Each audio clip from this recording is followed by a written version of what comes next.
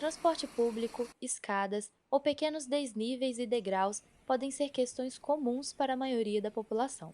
Mas para pessoas com deficiência ou mobilidade reduzida, essas são barreiras que precisam enfrentar diariamente pela cidade em seu cotidiano. Thais Altomar teve poliomielite aos 4 meses de idade e é cadeirante. Ela comenta sobre a acessibilidade no município. Juiz de Fora é uma cidade que ela não proporciona acessibilidade, não. Algumas adaptações são feitas, mas a acessibilidade para que a gente tenha autonomia, independência, ela não promove. O que acontece é que ela é gerada pela falta de acessibilidade atitudinal. As pessoas não conseguem se colocar no lugar do outro, as pessoas não conseguem ter uma atitude que facilite o seu dia a dia, né, o uso dos espaços. E quando a gente fala em espaços públicos, a gente vê assim mais gritante ainda, porque ainda se traz na atitude da pessoa aquela coisa de que a pessoa com deficiência não vai passear, não vai nos museus, não vai em lugares públicos, ela vai para a igreja, vai para o hospital, vai na casa de uma família, mas assim, usar a cidade de uma forma geral, as pessoas ainda não nos veem dessa forma. Durante os últimos anos, a preocupação com a acessibilidade tem aumentado, mas apesar de ser um direito garantido por lei, ainda há locais na cidade que não são adequados para atender a essa parcela da população. Dentre eles estão os patrimônios históricos da cidade. Em Juiz de Fora, cerca de 172 bens culturais tombados. Dentre eles estão os prédios históricos do município, que precisam ser preservados, mas também adaptados para permitir o livre acesso de todos.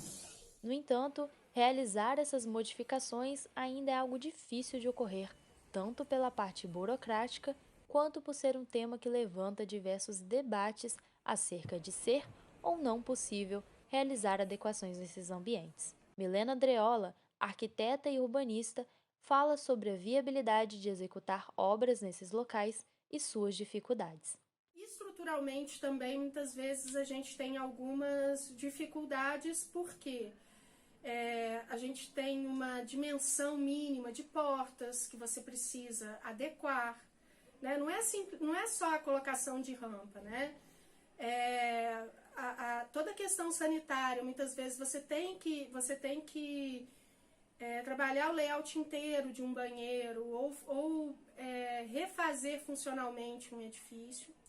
E a gente tem as dificuldades artísticas, vamos chamar assim, né? Você tem que evitar intervir numa parte que tenha uma importância artística dentro do edifício.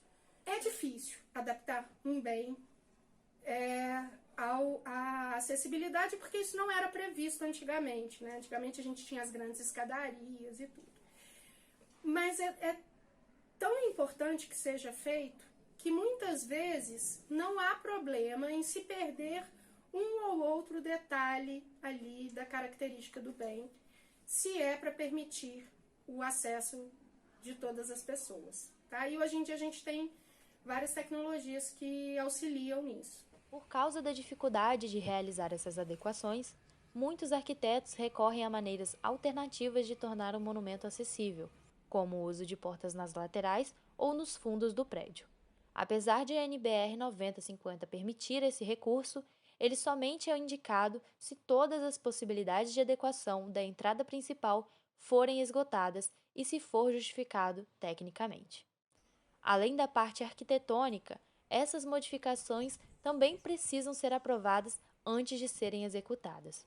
É necessário que a demanda seja apresentada para a Comissão Permanente de Acessibilidade, que discute sobre a aprovação do pedido em reunião. Qualquer cidadão pode apresentar um pedido de adequação dos prédios históricos públicos. Por se tratar de duas questões importantes, acessibilidade e preservação desses monumentos é um processo mais longo e que requer muito estudo e análise, mas que, no fim, permite o acesso de todos a esses locais e proporciona que pessoas assim como Thaís possam viver as mesmas experiências que qualquer um.